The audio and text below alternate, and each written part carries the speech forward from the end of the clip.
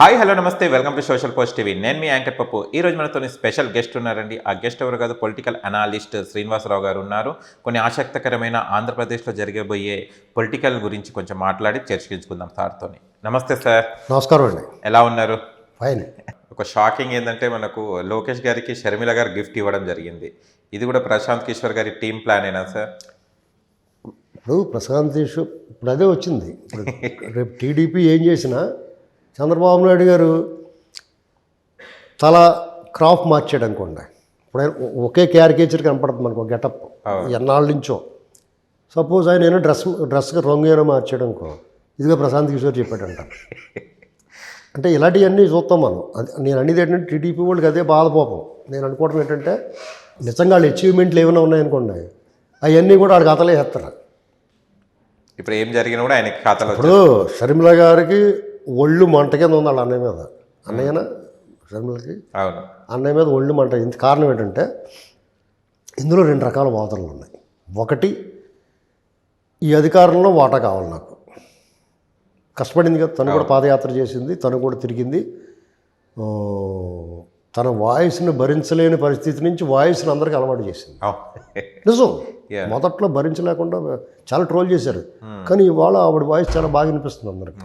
నిజంగానే అది ఎవరికన్నా ఆలోచించుకున్నా. నెక్స్ట్ ఇంకోటి ఏంటంటే వాళ్ళ ఆస్తులు చిరుసగం. ఎన్టీ రామారావు గారు ఏం చెప్పాడు, ఆడపిల్లకి ఆస్తిలో సగభాగం అన్నాడు కదా, అలా సగం ఇచ్చేయాలి కదా అని ఆవిడ వాదనలో కరెక్ట్ అనిపిస్తుంది మనకి. కానీ మరి జగన్మోహన్ రెడ్డి గారి వైపు నుంచి ఆలోచించడం లేదు. జగన్మోహన్ రెడ్డి గారి వైపు నుంచి ఆలోచిస్తే ఆయన దొంగతనం చేసినా కష్టపడే కదా చేశారు. ఇప్పుడు విజయసాయి రెడ్డి దొంగ లెక్కలు రాసాడు. దొంగ లెక్కలు రాయటం అంటే అది ఈజీ ఏం కాదు కదా. రేపు పట్టుపడితే జైల్లో గట్ట పోవాలని వాళ్ళకి తెలుసు. అది ఇప్పుడున్న సిస్టమ్ మీద ఉన్న నమ్మకంతో వాళ్ళు ఆ దొంగతనాలు చేశారు, డోల కంపెనీలు పెట్టారు. అయినా సరే 16 నెలలు జైల్లో ఉన్నాడు కదా, మరి ఇవిడేమీ లేదు కదా అలాగా. అంటే కష్టమైంది. 16 నెలలు జైల్లో ఉన్నాడు, మాటలు పడ్డాడు. అందరూ కూడా 1,00,000 కోట్లు దొబ్బేసేవాడిని, ఇప్పటికి ఇవాళకి కూడా నాలాటోడు కూడా లేస్తున్నాం కదా ఈ అవినీతి పరుడని. మరి ఇలాంటివన్నీ భరిస్తున్నప్పుడు మరి ఈవిడికి ఎందుకు వాటా ఇవ్వాలి అందులో అన్న ఆలోచన అనుకుంది. అధికారం అంటారా, అధికారంలో వాటా ఇవ్వకపోవడం కారణం ఇది జగన్మోహన్ రెడ్డి గారి వైపు నుంచి ఉండదు, ఇది వదిన మరదళ్ళ మధ్య వైరం అంతే. కాబట్టి మనం దీన్ని ఆ వైరాన్ని మనం వేరే రకంగా చూడక్కలేదు. ఆ వదిన మరదల మధ్య ఉన్న వైరం ఏం చేద్దంటే చిలికి గాలి వనవద్ది. అన్నా చెల్లెళ్ళ మధ్య పెద్ద వైరం ఉండదు. ఎప్పుడు వాళ్ళు అనుకున్నా తిట్టుకున్నా చిన్నప్పటి నుంచి గొడవలు ఉంటాయి. అన్న చెల్లెలు ఏం చేస్తాడు, జుట్టు పీకుతాడు. చెల్లి ఏం చేద్దాం, అన్నకి ఏదైనా అట్లో ఎర్రగా కాల్చి అంటిస్తాం, ఇలాంటివన్నీ చేస్తూ ఉంటారు. కానీ అన్నా చెల్లెళ్ళ ప్రేమ డెఫినెట్గా ఉంటుంది. ఇక్కడ విజయలక్ష్మి ఆవిడ కొంచెం సతమతం అవుతూ ఉంటుంది వీళ్ళిద్దరి మధ్య. 2 కళ్ళు. ఇప్పుడు ఇద్దరు 2 కళ్ళు అటువంటి. చంద్రబాబు నాయుడు గారు ఎప్పుడో 2 కళ్ళు నాకు ఆంధ్ర తెలంగాణ అంటే ఎగతాళి చేశాడు. అందరూ ఉన్నాయి. ఇప్పుడు అందరూ కూడా 2 కళ్ళు అని చెప్పుకోవాల్సిన పరిస్థితి వచ్చింది ఏంటండి. కాబట్టి ఇద్దరికి కూడా వాళ్ళ వాదనలో న్యాయం ఉంది. షర్మిల గారికి అన్యాయం జరిగిందన్న బాధ వచ్చి ఆ బాధలో ఆవిడ తెలంగాణలో పార్టీ పెట్టుకుని అన్నను వదిలేసి, సరే నువ్వు ఆంధ్రప్రదేశ్లో ఉంటే నాకు అధికారంలో వాటా ఇవ్వట్లేదు, వేరే చోట నాకు వాటా ఇవ్వట్లేదు, ఆస్తుల్లో వాటా ఇవ్వట్లేదు, తెలంగాణ పోయి నా పని నేను చేసుకుంటానని పాదయాత్ర చేసింది, కష్టపడింది. అయినా సరే ఫలితం లేకుండా పోయింది ఆవిడకి చిన్న తప్పటడుగుల వల్ల. ఇక అందరూ కూడా విమర్శించాను, నాలాంటి సహా అందరూ విమర్శించారు. నీ కోపం ఉంటే మీ అన్నయ్య మీద నువ్వు అక్కడే పార్టీ పెట్టి అక్కడే ప్రతీకారం పగ తీర్చుకోవాలి, కానీ నువ్వు ఆ తెలంగాణ వచ్చి ఏమంటావమ్మా అంటే ఆవిడ ఇక్కడ తెలంగాణ వచ్చి నేను తెలంగాణ కోడల్ని ఇలాగ మాట్లాడింది. ఇప్పుడు రాజన్న రాజ్యం తీసుకొస్తానన్నది అదే రాంగ్. రాజన్న రాజ్యం ఎంత బాగా వెలిగిపోతుందో పక్క రాష్ట్రంలో చూస్తున్నాను. మీ పక్కింట్లో పావులు పెంచుతున్నారంటే మరి మీకు ఏమైనా కావాలంటే పావులు అంటే తీసుకుంటారు మీరు? మీ పక్కింట్లో పావులు ఉన్నా కానీ అలాగే ఆంధ్రప్రదేశ్లో అక్కడ అరాచకం జరుగుతుంటే తెలంగాణ వాళ్ళు ఎందుకు ఒప్పుకుంటారు? వద్దురా బాబు, మీ బెడదమా మీ పెట్టమా మీ గోల వదిలిందిరా బాబు అనుకుంటున్నారు వాళ్ళు ఏంటండి. అటువంటిది అలాగే తప్పుడు అడిగేసింది ఆవిడ. ఆంధ్రలోనే చేసుంటే ఈ పాటికి ఆ వైసీపీ ఖాళీ అయిపోయి వచ్చేసింది ఆవిడ దగ్గరికి. ఇక్కడ కొంచెం తడబడింది ఆవిడకి ఎవరు సలహా ఇచ్చారో తెలియదు. మొత్తం మీద రాంగ్ లైన్ తీసుకుంది. అంటే కేవలం బెదిరింపుకి అనుకున్నది. ఇప్పుడు ఇక అయినా సరే వాళ్ళ అన్నగారు కరగలేదు, ఈవిడికి ఏమీ డీల్ సెట్ అవ్వలేదు, వాళ్ళ మధ్య పంచాయతీ తెగలేదు. కాబట్టి ఆవిడ ఇంకొక వార్నింగ్ లాంటిదన్నమాట.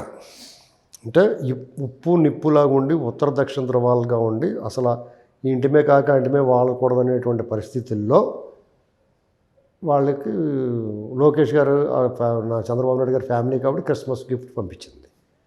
మీరు 2020 పైగా పుండిమే కారం చెల్లినట్టు 2024లో మీకు మంచి జరగాలి, దేవుడు ఆశీస్సులు ఉండాలి, ఇలాంటివి ఏదో చెప్పింది. ఇవన్నీ చూస్తుంటే వాళ్ళకి నిజంగానే ఒళ్ళు మండిపోద్ది. అంటే మొగుడు కొట్టినందుకు కాదు, తోడుకోళ్ళు నవ్వినందుకు కోపం ఎక్కువ బాధ అవుతుంది. అలాగా వాళ్ళ పరిస్థితి అసలే దిగజారిపోయింది. వాళ్ళ భవిష్యత్తు అగమ్యగోచరంగా ఉంది. టీడీపీ శ్రేణులుగా, వైసీపీ శ్రేణులు, వాళ్ళ నాయకులు, వాళ్ళ పరిస్థితి, ఎమ్మెల్యేలు వాళ్ళందరూ దారుణంగా ఉన్న పరిస్థితి. అలాంటి పరిస్థితుల్లో ప్రశాంత్ కిషోర్ అనేటువంటి వాడు ప్లేట్ మార్చేయటం, శర్మిల గారేమో శోభయ్యకేమో క్రిస్మస్ గిఫ్ట్లు పంపించటం, ఇలాంటివన్నీ అసలే యువగణం కూడా సక్సెస్ అయిపోవడం, వరుస దెబ్బలు అన్నమాట ఇవన్నీ. రేపో మాపో ఎమ్మెల్యేలు జంపింగ్, మాకు మీరు సీట్ ఇవ్వకపోయినా పర్లేదు, బేషరతుగా వచ్చేస్తున్నాం మీ దగ్గరికి, మీకు అది అండమండి బాబు, మీ దగ్గర మిమ్మల్ని చేర్చుకోండి బాబు అనేటువంటిది టీడీపీ ఆఫీస్ ముందు తొక్కిసలాట జరిగేలాగా ఉంది. ఈ ఎమ్మెల్యేలు అంతా పొలవమాట వచ్చేసి ఫస్ట్ కమ్ ఫస్ట్ బెనిఫిషియర్ అన్నట్టుగా ఎవరు ముందు వస్తే వాళ్ళకి పని జరుగుతుందని ఒకరినొకరు చూసుకుంటూ వచ్చేస్తున్నారు. ఇప్పుడు ఇలాంటి పరిస్థితుల్లో డెఫినెట్గా షర్మిల గారు వ్యవహారం అనేటువంటిది జగన్మోహన్ రెడ్డి గారికి తలనొప్పే. ఆవిడని ఇప్పుడు కాంగ్రెస్ ట్యాకిల్ చేస్తే, హ్యాండిల్ చేస్తే, ఆంధ్రప్రదేశ్కి ఆవిడని పంపించేలా ఉంది. కాంగ్రెస్ వాళ్ళ ప్లాన్ ఎలా ఉంటుందంటే, ఈ పనిలో పని మనం వాళ్ళ క్యాడరే, వాళ్ళ లీడర్స్ ఉన్నారు అక్కడ, వాళ్ళందరూ తిరిగి సరే ఇల్లు ఎలాగే చెడిపోయింది కదా మన ఇంట్లో పోదాం అనుకోవచ్చాడు. అవును, వైసీపీలో ఉన్న వాళ్ళందరూ ఇల్లు అంతా కూలిపోయేలాగా ఉంది, ఎందుకు వచ్చిన కూడా బాబు అందులో పోదాం అనుకుంటారు. ఇప్పుడు రేపు రాబోయే తెలుగుదేశం తుఫాను, ఆ తుఫానుగా ఉన్నది కూడా పడిపోయేలాగా ఉంది. వీళ్ళు ఏం చేస్తారు, కొంచెం తుఫాన్ షెల్టర్ లాంటిది అన్నమాట కాంగ్రెస్ పార్టీ. ఈ లోపల రేవంత్ రెడ్డి గారితో ఒక విందు జరిగింది ఢిల్లీలో.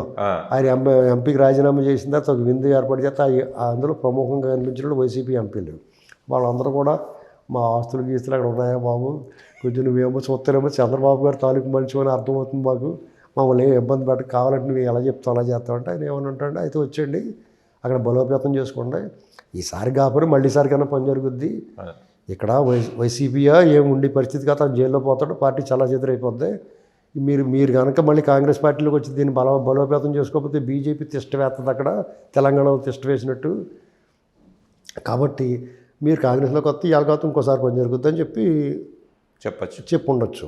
వాళ్ళకు కూడా అది రుచిగానే కనపడదు. ఎవరికి అవకాశం ఉన్నా కానీ టీడీపీలోకి వెళ్ళే వాళ్ళు టీడీపీలో పోతారు, జనసేనలోకి వెళ్ళే వాళ్ళకి వాళ్ళకి ఎంట్రీ దొరికితే కొంచెం క్లీన్ ఇమేజ్ ఉండి ఎవరిని తిట్టి నోరు పారేసుకోకుండా పద్ధతిగా ఉన్న వాళ్ళకి అక్కడ ప్లేస్ దొరికేద్ది. మిగతా వాళ్ళకి నోరు ఇష్టపడి పారేసుకుని వాళ్ళకి కాంగ్రెస్లో కూడా దొరకపోవచ్చు, కానీ కరుడు కట్టిన కాంగ్రెస్ వాళ్ళు ఉంటారు. ఇక్కడ టీడీపీలోకి వెళ్ళలేక, జనసేనలోకి వెళ్ళలేక, బీజేపీలోకి వెళ్ళలేక ఉన్న వాళ్ళు తిరిగి వాళ్ళు స్వగృహ ప్రవేశం చేసుకుని శుభ్రంగా ఒక 5 ఏళ్ల పాటు కృష్ణారామ అనుకుంటూ కూర్చుంటే మళ్ళీ బయటకు వస్తారు. ఇదండి పరిస్థితి.